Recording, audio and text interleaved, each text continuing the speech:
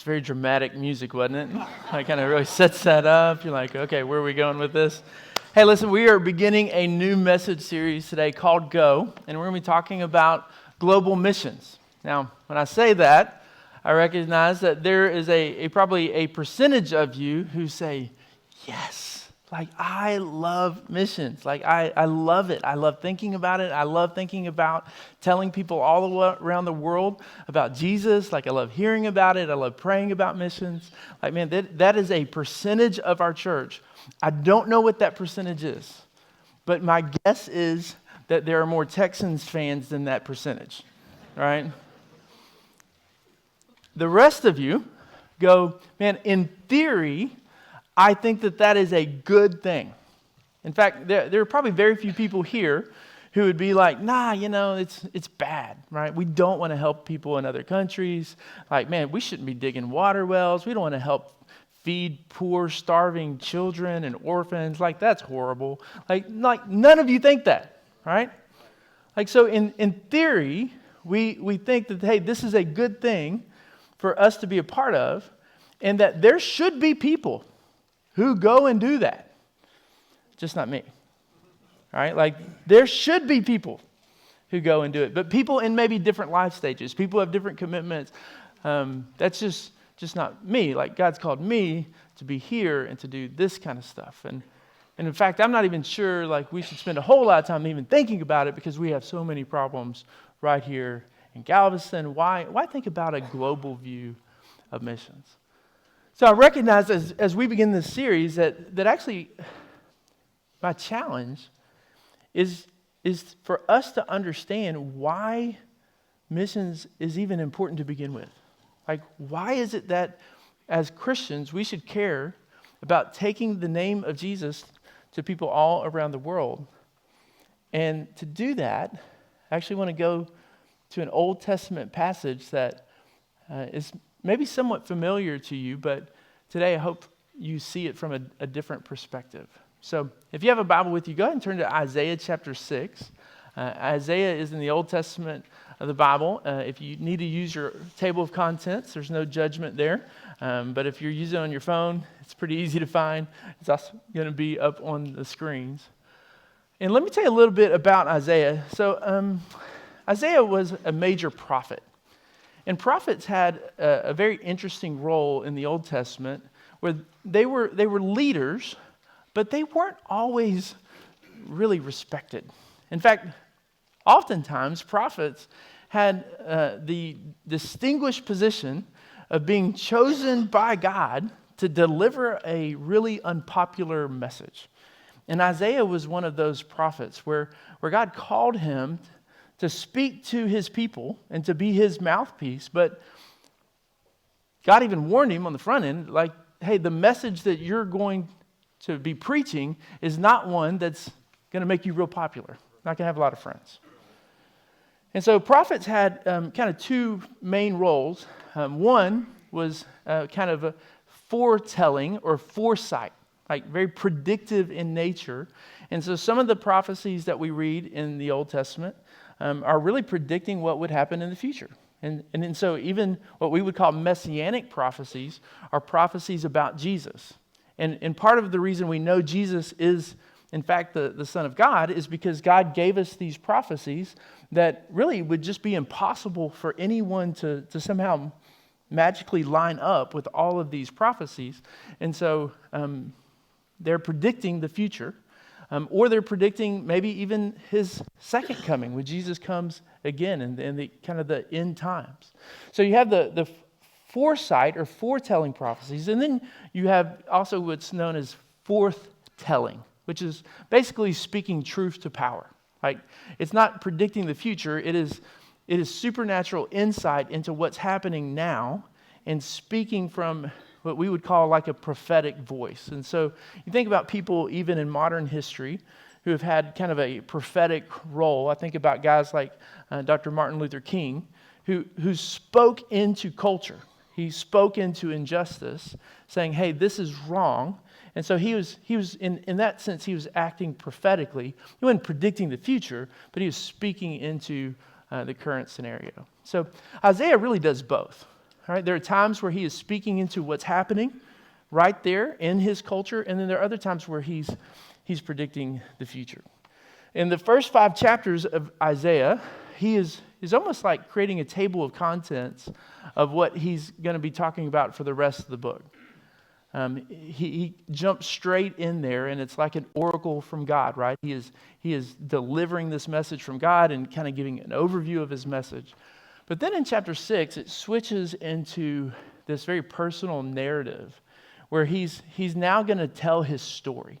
He's going to tell about how he actually became a prophet and how God called him into this ministry. So Isaiah chapter 6, we'll start with verse 1. And here's what it says. It says, "In the year that King Uzziah died, I saw the Lord seated on a high and lofty throne, and the hem of his robe filled the temple." Now King Uzziah reigned for about 52 years. And so when Isaiah is writing this, he's not saying, hey, this is after King Uzziah died. He says in the same year. And he's really describing a time in Israel's history where there's a lot of uncertainty. So 52 years, King Uzziah is on the throne. 52 years. That creates a lot of stability in a nation. And overall, King Uzziah had been a pretty good leader. The Bible describes him as kind of in the balance of his leadership. He was a good and godly king who led the people to worship the Lord. But he wasn't perfect. And in fact, toward the end of his reign, he makes the mistake of taking for granted some of the prescriptions that God gave his people for how they should interact in the temple. And as a result of that, King Uzziah is struck with leprosy.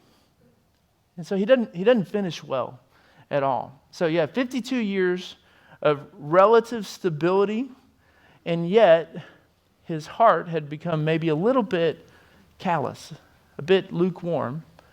And he personally experiences that. And to some degree, I think that was reflected in the nation's attitude towards God at the time, where they knew that they were God's special people. They knew that they would go and worship him in the Jerusalem, in the temple that Solomon had built about 250 years before that.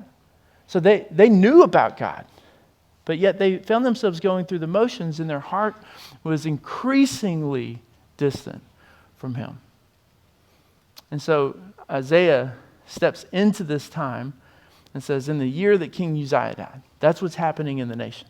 It's a time of uncertainty, a time where we've been going through the motions, but also a time where our king is on his way out. He has been struck by God, and we don't know who's coming next. And there, he gets this vision of God on the throne room. Now, it's such a vivid picture here, and part of the imagery that you see there is actually the idea that he's in the Holy of Holies in the temple in Jerusalem. That the inner parts of the temple were supposed to be a reflection of what they thought heaven's throne room would look like. And so the idea here is that he's gathering from this imagery of what was known and very tangible because he had been in the temple in Jerusalem. And now he's thinking about what God's throne room actually looked like. And it would make sense for him to say, oh yeah, no, God's throne actually looks a whole lot like what he prescribed and told the people to build in the temple. And so here he's caught up in this vision, and we don't know exactly how that works, but he's caught up in the vision, and he sees the Lord, he sees the King of Kings sitting on his throne. It's a lofty throne, it's high, and the hem of his robe filled the temple. There's this kind of sense of grandeur that's happening. And then it says this, verse 2. It says, seraphim were standing above him, and they each had 6 wings. With 2 they covered their faces, with 2 they covered their feet, and with 2 they flew.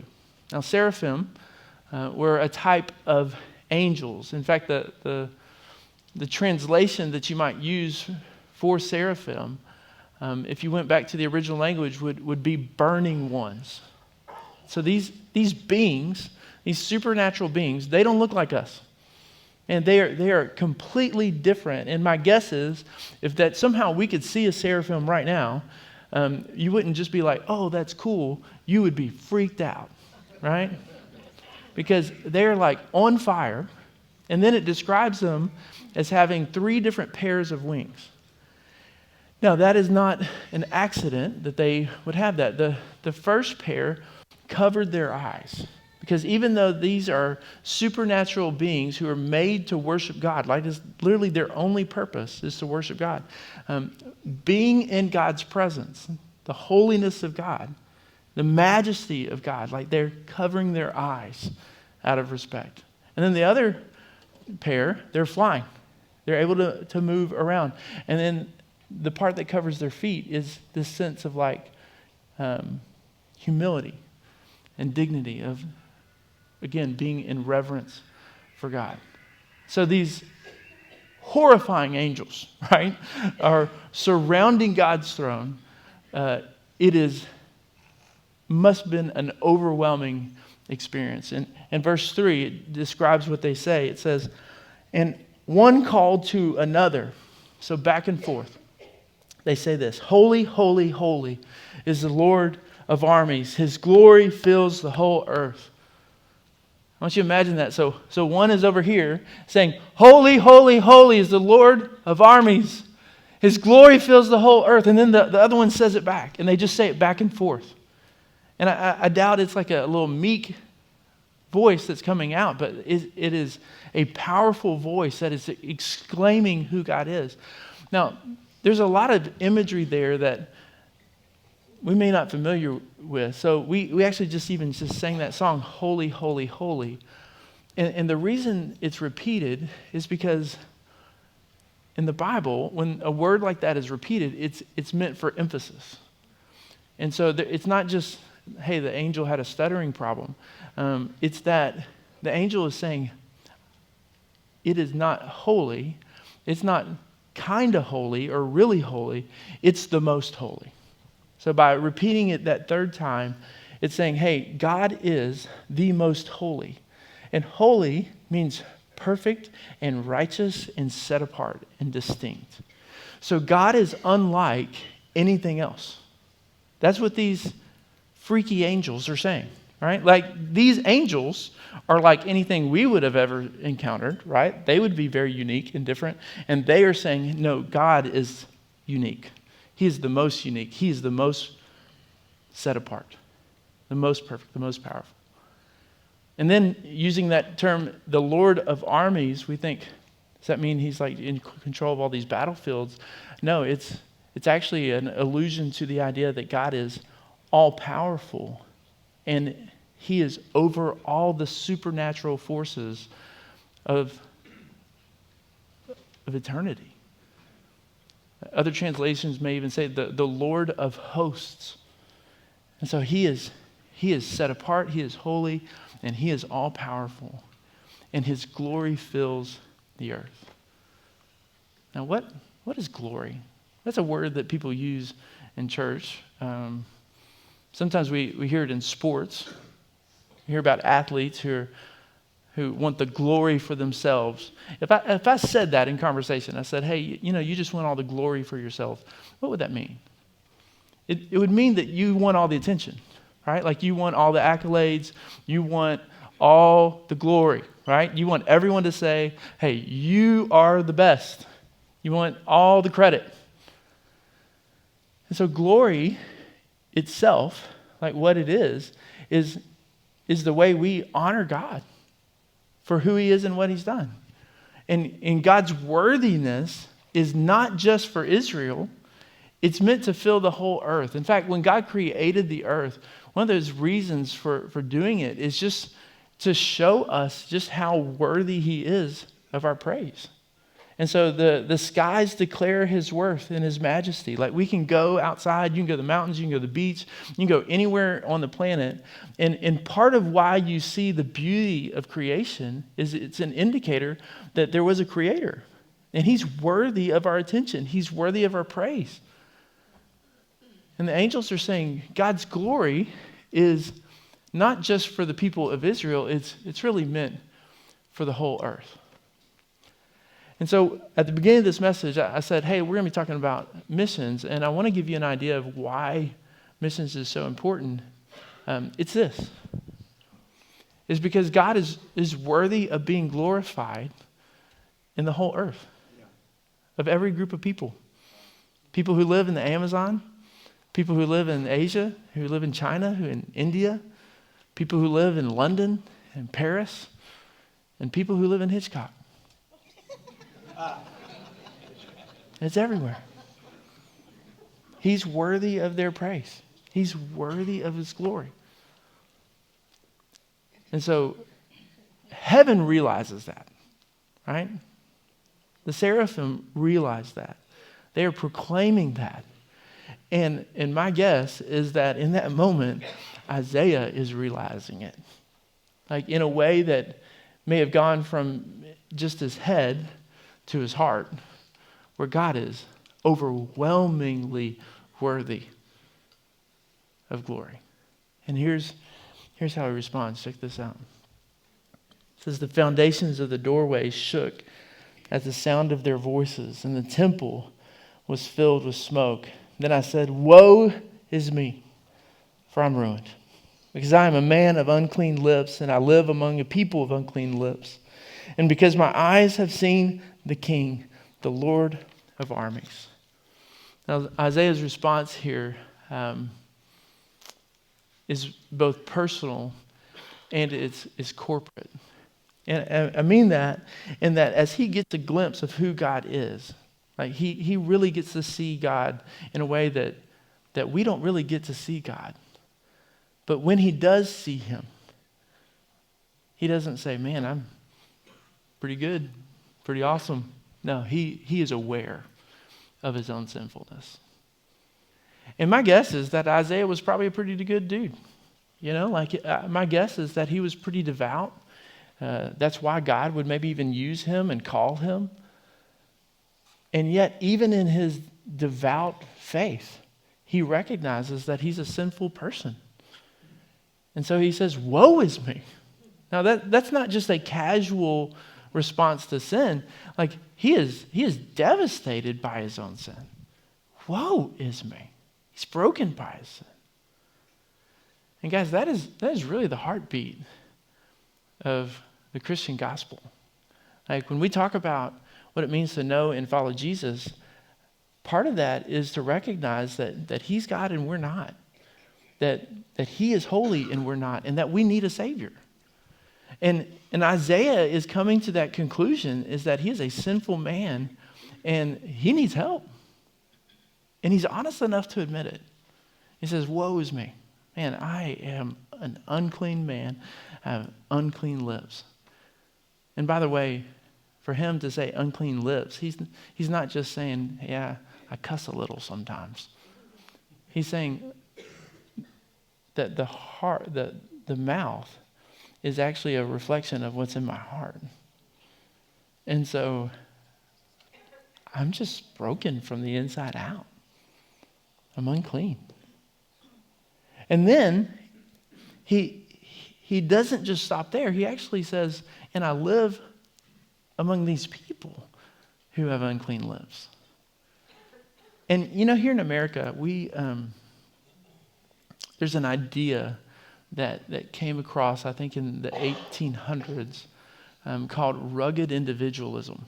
Ever heard that phrase from history class? It's an idea that has actually shaped us and shapes the way we see the world, probably in ways that we're not even aware of. And so in America, we think very much in terms of individualized success and failure. That everyone is responsible for their own life. And yes, there may have been factors that have shaped your life or influenced your life. But at the end of the day, like, you're responsible for you. And that's not a bad idea. It's not like it's wrong to think that way.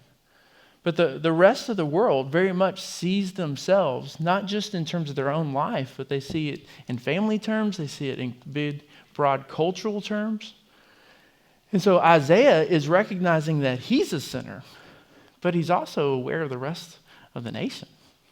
He says, no, we're sinners. Like, we have messed up.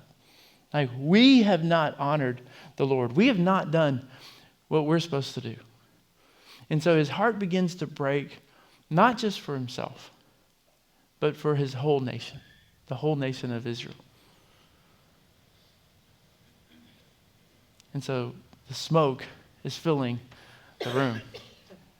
The loud voices of the seraphim are shouting the holiness of God.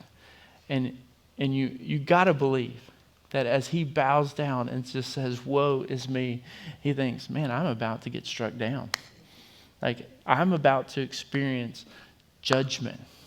Like, God is going to hold me accountable for my sin, and he's about to hold the nation accountable for the nation's sin. Like, it is judgment day in the vision. But that's not what happens. Check this out. This is so cool. Verse 6 says, then one of the seraphim flew to me, and in his hand was a glowing coal that he had taken from the altar with tongs.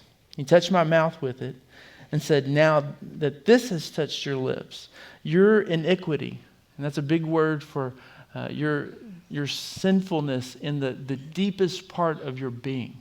Not just like your occasional sinful behavior, but your wicked heart. Your iniquity is removed, and your sin is atoned for. Now, there's a lot of imagery here. Throughout this passage, you see the imagery of fire and smoke. Fire and smoke.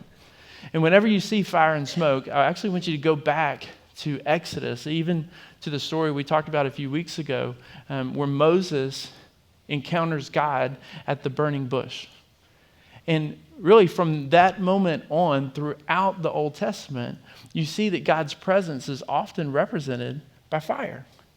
In fact, when God's people were led out of slavery in Egypt, they're led by a pillar of smoke during the day and fire at night. And the imagery of fire and smoke is found throughout the Old Testament. And it's the idea that's where God's presence is. And it is a powerful thing to think about, that God would be present in the fire and the smoke, but also that he would use that sort of fire to bring about his holy and righteous judgment. It's a scary thing. It's a scary thing.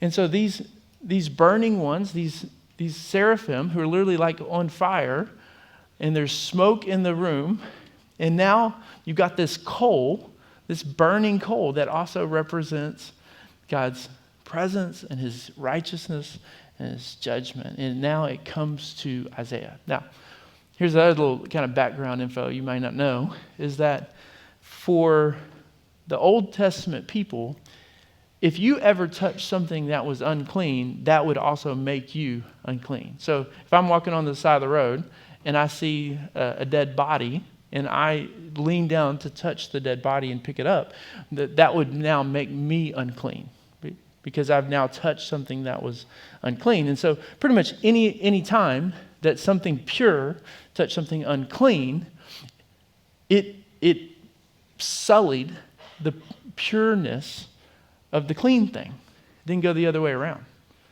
But here, for the very first time, what we see is something that is pure and holy is now touching the unclean. It's the opposite. So the coal is now touching the unclean thing, which is Isaiah in his tongue. And that picture is actually an idea that, hey, God is going to use the fire of his judgment and his wrath and his presence, and he is going to bring not only Isaiah through a purification system or process, but he's going to bring the nation through a time of purification. And it's not going to be fun.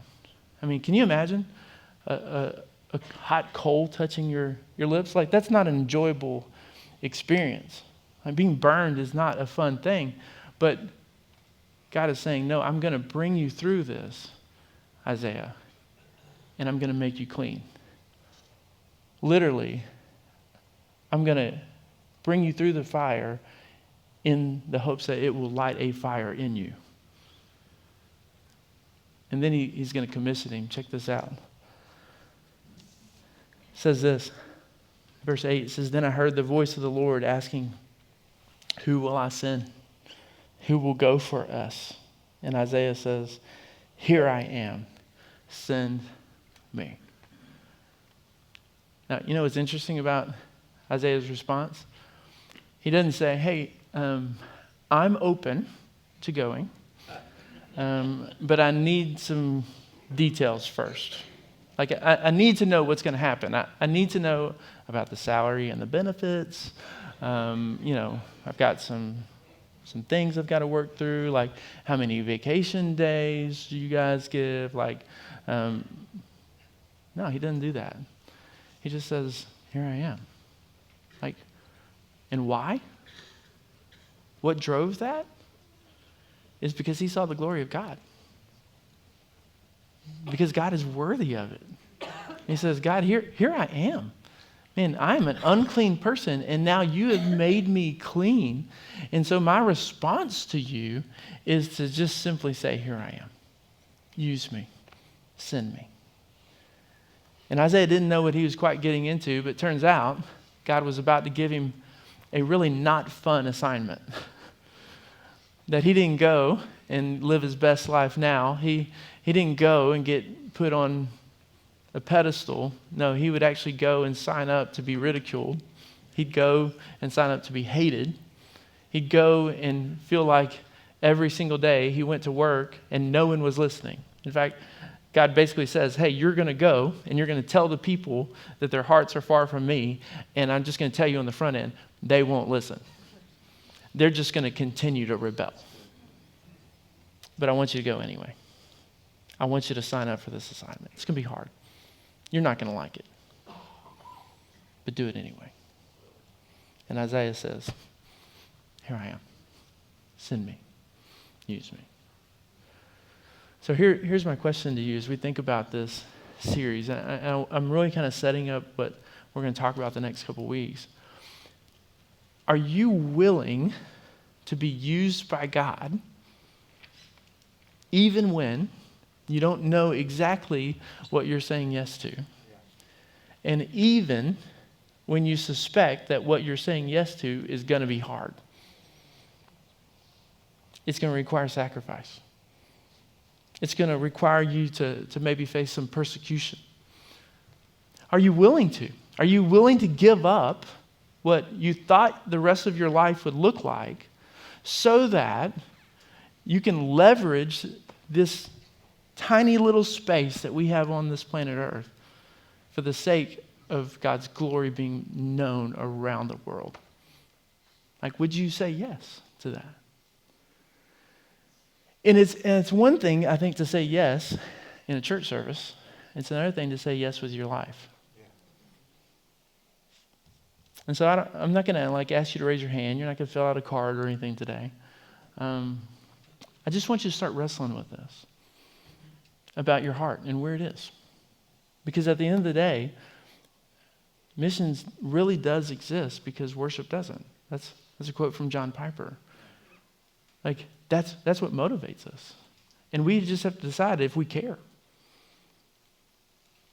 Does that move us? And for some of you, maybe God would call you to full-time international missions. We've actually had people in our church who have said yes to that call and now live in places all around the world. And God is using them in incredible ways. And so God may have that call for your life, and I hope that this series maybe stirs something up in you for you to say yes to that call. For others of you, you're not necessarily called to relocate, but you are called to make a difference and to share his good news with people around the world. And that may just look like short-term missions. It may look like supporting international missionaries financially or through prayer. And it also looks like paying attention to the internationals that are here in our community. Do y'all realize how global a city Galveston is? You're going to laugh at me, okay? But I'm telling the story anyway. Holly and I went to La Michoacana yesterday to get some fajitas. And And there was actually a little bit of nervousness for Holly. She's like, I'm not going by myself. Like, I need you to go.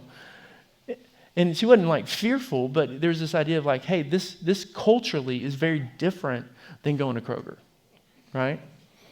They don't necessarily speak the language. What if I get there and they can't communicate with me and I won't know what to order? Like, and by the way, it's not that bad. It's actually awesome. And if you haven't been, you should go. But it does give you a glimpse into the idea that, man, our city is actually way more global than we realize. And there are people from South America and Central America here. There are people from Asia here. Man, we live just right around the corner from 2 major universities, with Texas A&M Galveston and University of Texas Medical Branch. And there are people here who come and they study from all around the world. And God brings people here. That doesn't even count the tourism industry. Like in the percentage of people who work on those boats who did not grow up in Galveston County. Like they're not from here. So God brings the nations here, and we have an opportunity to be a part of something that is so much bigger than ourselves.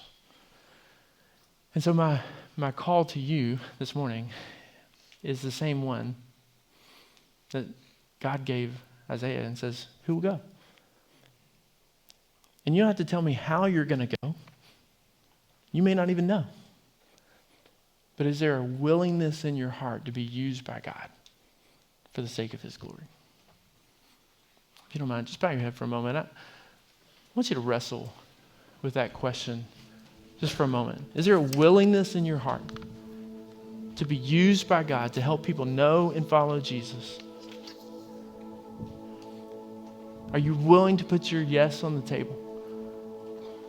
Whether that's a career decision or just an intentional effort on your part to live with a global mindset. I don't know what that looks like, but I know all of us are called to focus in on not just what's right in front of us, but on God's glory being displayed all around the earth.